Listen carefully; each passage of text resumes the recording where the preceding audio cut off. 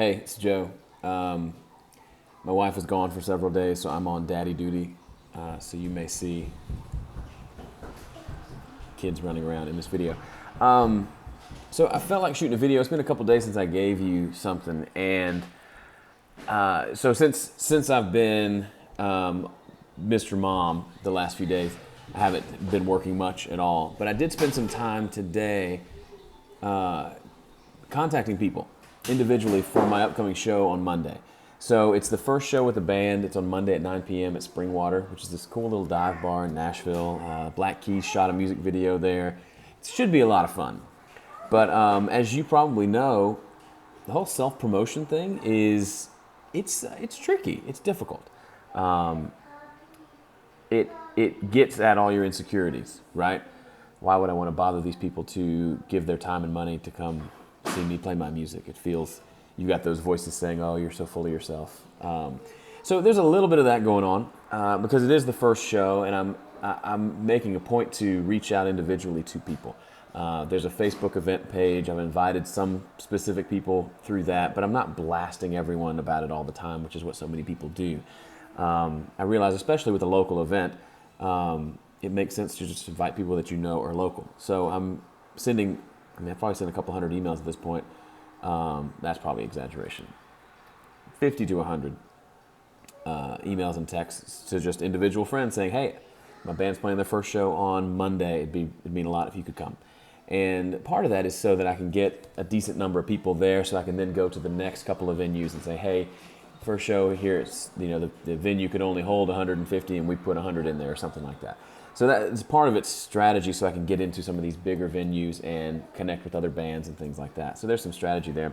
But even, as I do it, as I think about, okay, because this is the first show with the band, so it's kind of a big deal, right? I've never played a show with a band. It's always just been me playing acoustic.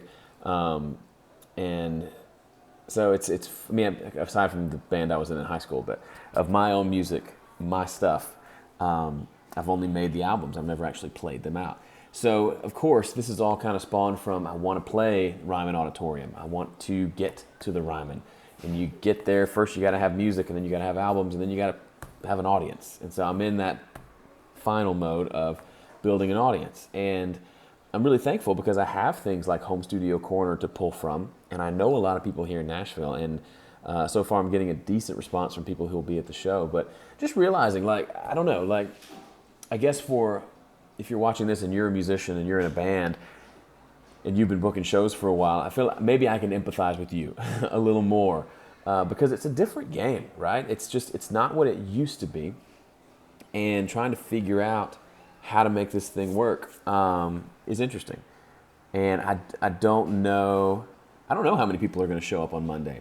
I'm going to play my tush off, and the band's going to sound great. We're going to have a lot of fun and energy, but it may not be a lot of people. And that's the thing, right? That's the thing. You play your butt off, even if there's 3 people there. But I'm hoping there's not. You know what I mean? I'd love for it to be packed out and people just going nuts and having a really good time. So who knows? But what I'm realizing is there's so many elements to this, and it applies to my business as much as it applies to anything else. When my business has been at its best and kind of where everything seems like it's firing on all cylinders, I feel like there's a big percentage of that where I am really involved with my market, with my customers, with my target audience.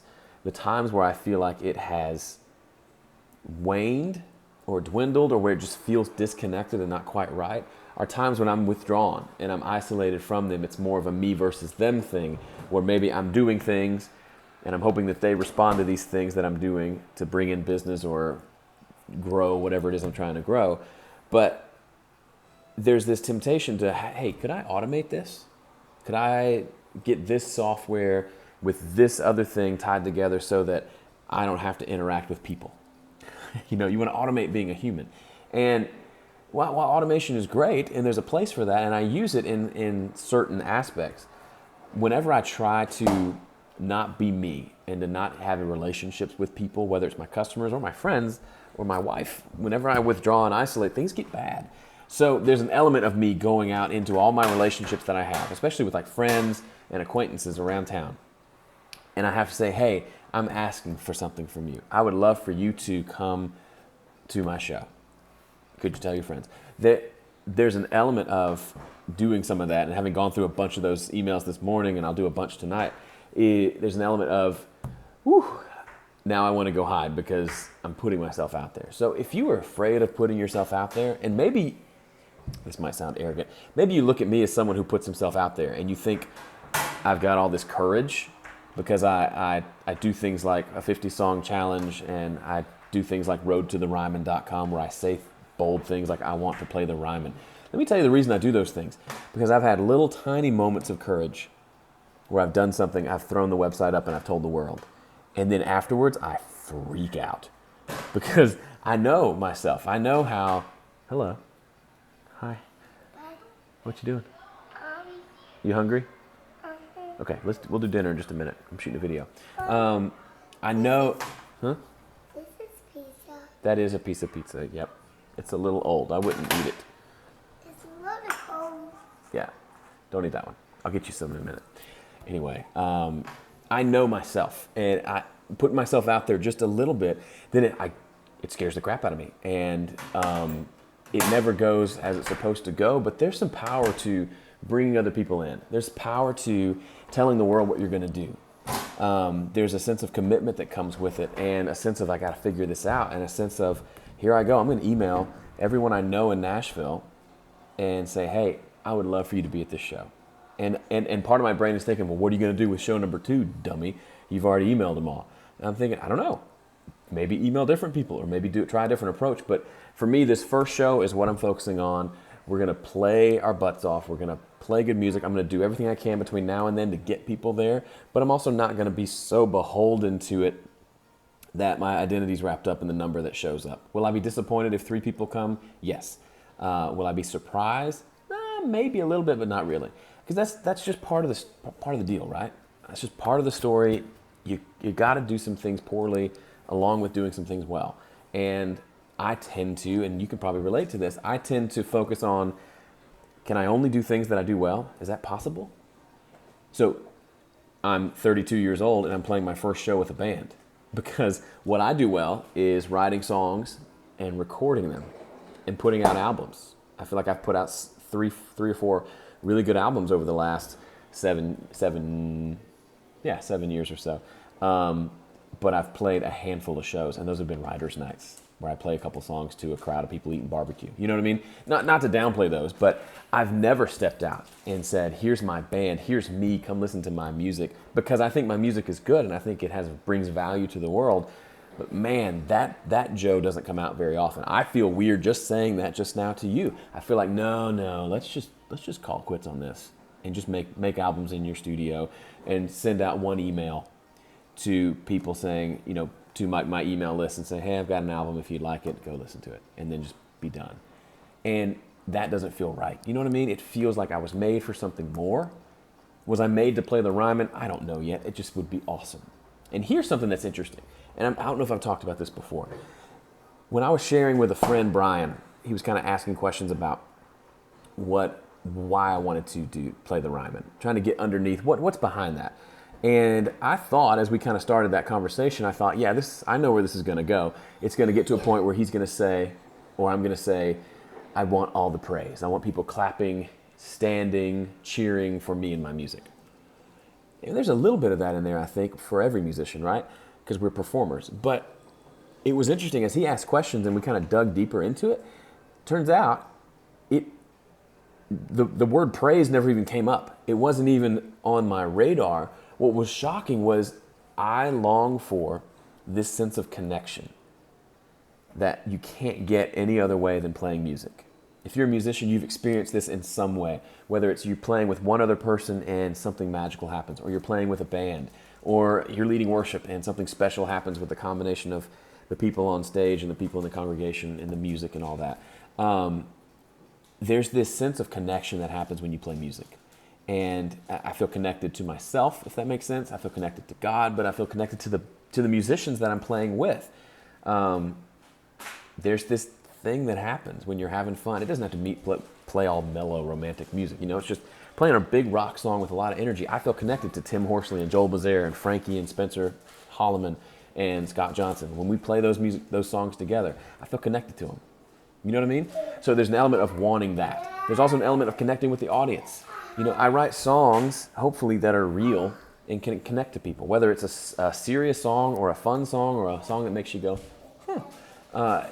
I want to connect with people. And the idea of, if I picture myself standing on that stage at Ryman Auditorium to a sold-out show, playing music that I've written with people that I love to a crowd that I love, whether I know them super well or not,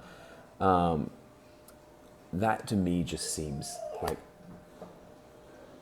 I get a little emotional even thinking about it now, because there would just be this sense of, I'm fulfilling my purpose. Now, if I don't play the Ryman, will I have failed in life? No. It would feel, just even the journey itself, like I would have fulfilled a purpose that I had not been pursuing for 32 years. It would also feel, I would feel this sense of connection. That's the word that keeps coming back to me, is connection. I would be connected to the people in that crowd. Now,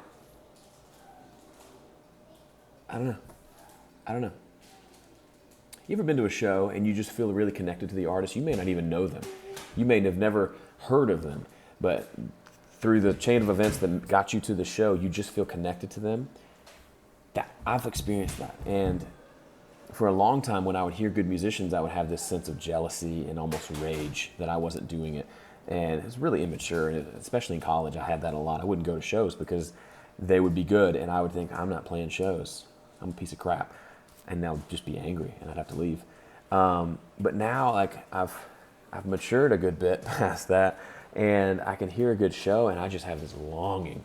I feel connected to them, and also have a longing to do that. It's probably the same desires I felt in college, but I'm not as much of an idiot now, so I understand that there's a deep desire for connection there, and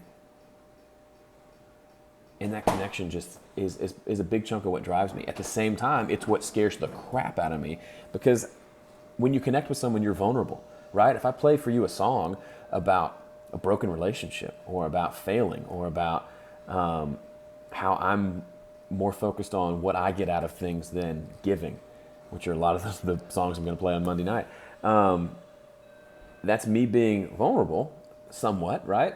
And it's putting it out there. But more so than that, like the emailing someone and saying, hey, we're friends, I'd like you to come support this thing I'm doing as a friend. Whew. That can almost be cripplingly frightening. And, I don't feel bad admitting that, because I imagine I'm not alone, and maybe not everybody, but we're an insecure bunch as musicians, as humans. And the idea of meeting people, and the fact that I can't just put a post on Facebook and millions show up, that I need to have those relationships, build and develop those relationships beyond just, hey, will you come to my show on Monday, but a relationship where I'm providing value to them as a friend or as a musician or whatever, and they're providing value by buying an album or coming to a show or whatever. So I know I'm rambling, and I'm shocked that my kids, Maggie is playing in the freezer behind you. I think we're good. I don't think she's got anything bad. But yeah, so this has been good. A little mini therapy session. Thanks for listening if you've even listened this far. And if you are in Nashville and can make it on August 29th, 2016 to the first show as a band, I feel like if 3 people show up, we're going to have a good time. And we're going to stamp this as show number 1. And the show at the Ryman may be show number 1078. Or it may never happen. But dang it, we're taking a step forward.